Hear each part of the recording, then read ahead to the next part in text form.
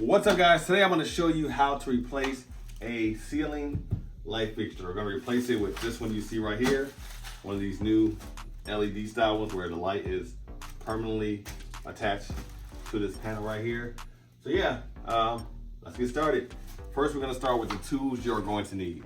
So for this job, all the tools you might need are going to be a wire stripper, Phillips head screwdriver, safety glasses, non-contact voltage tester, rubber gloves, electrical tape, scissors, and a drill if you want to make things a little bit faster, with a Phillips and flathead bit and a flathead screwdriver. So the next thing we're going to do, if possible, is check our light to make sure it's working.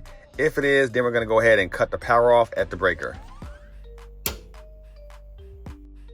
Now with our rubber gloves on and our safety glasses, we're going to go ahead and disassemble the old light fixture. We're going to start by unscrewing this piece on this particular one to take this one down.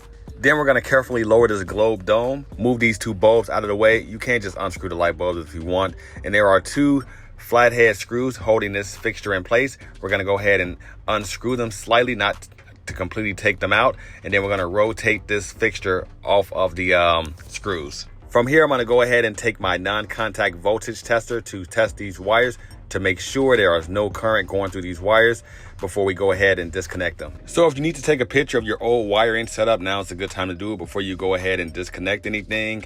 Just an FYI too, by the way, the correct order, the way electricians usually do it as far as disconnecting, they usually want to disconnect the hot wire first, then the neutral, then the ground. Does it really matter? Not necessarily if you're 100% positive that the power is cut to these wires, but that's just a safety way to do it, just in case you have like an older home and there's like a shared neutral or something like that. You should technically disconnect the hot wire first, then the neutral, then the ground. Just keep that in mind. In my case, coming out of this box, the yellow wire is the hot wire, the white wire is the neutral wire, and there is no ground because the outlet box is grounded through the conduit in this particular county, this particular city. Yours may be different in your area, so just kind of keep that in mind.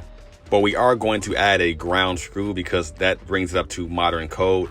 The outlet box is metal itself, so it is grounded. All right, as far as our new lamp right here, black's gonna be hot, this white's gonna be our neutral, and this is gonna be our ground. So we're gonna stick these wires. We want them to come out the back right through here. So we're gonna stick those through there now. Your setup might be a little bit different. Before we do that, I'm gonna twist these wires so they don't spray apart. All right, now we're gonna stick our wires through the hole. So come out the back like so. I'm gonna do the same thing with the copper wire, our ground wire right here. Again, your setup may be a little bit different, so yours may already be sticking out the back. In this case, this one was not. All right, so this particular outlet box right here does not have a ground wire, so we can add one to it via this pigtail thing right here, right? You just simply screw it in to a mounting hole inside this box right here. And this particular county, this particular city, the outlet boxes are grounded through the conduit. So this is gonna work fine, and our light fixture is gonna be officially up to code. So here's our screw hole right in the back of the junction box. I'm gonna go ahead and just screw that in. All right, our ground wire is installed. Now let's go ahead and hook up the new light fixture. So the first wire I'm going to connect is gonna be our ground wire. I'm going to wrap it around the ground wire coming out of the junction box clockwise, because when I put my wire nut on, I'm also gonna turn that clockwise as well, and it's gonna create a secure connection. Next, we're gonna connect our neutral wires. And by the way, if you're wondering how much insulation I strip off of these wires, it's approximately 1/2 inch. Also, if you don't wanna wrap the stranded wire around the solid wire coming out of the junction box, you don't have to do that. It's just something that I've always done because it helps keeps the wire in place as I put the wire nut on and twist it on. But technically, the wire nut will twist it around it for you as you apply pressure.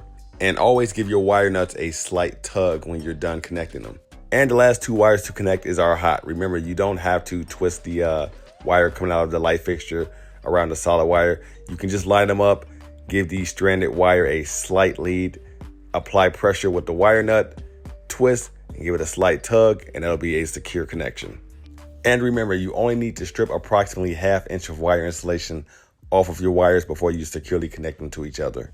Now we're going to go ahead and stick our access wires inside of the junction box. Then we're going to mount the light fixture to the ceiling with the 2 screws that are coming out of the junction box. So as you can see right here, there are 4 mounting holes for the screws coming out of the junction box. Just figure out which ones line up.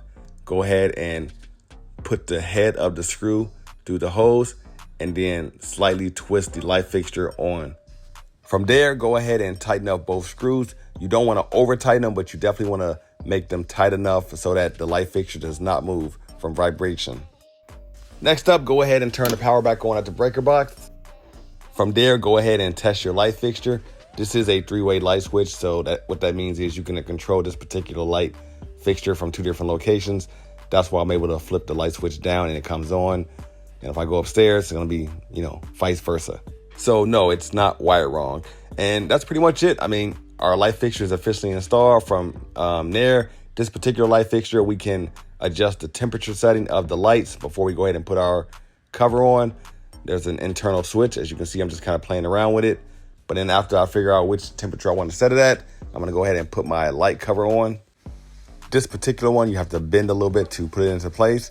And that is it, guys. We have officially installed a ceiling light fixture.